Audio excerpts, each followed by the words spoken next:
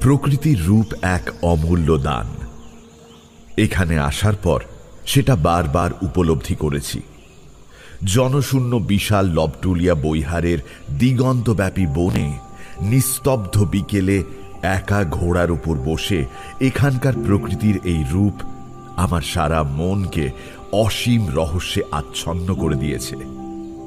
কখনো তা এসেছে ভয়ের রূপে, কখনো আবার এসেছে একটা নিষ্পৃহ উদাস গম্ভীর মনোভাবের রূপে। সে রূপ সংসারী মানুষের না দেখাই ভালো। প্রকৃতির সেই মোহিনী রূপের মায়া মানুষকে ঘর ছাড়া করে। উদাসীন ছন্ন ছাড়া ভবঘুরে Harry Johnston, Marco Polo, Hudson, Shackleton করে তোলে। গৃহস্থ সেজে ঘরকন্যা করতে দেয় না।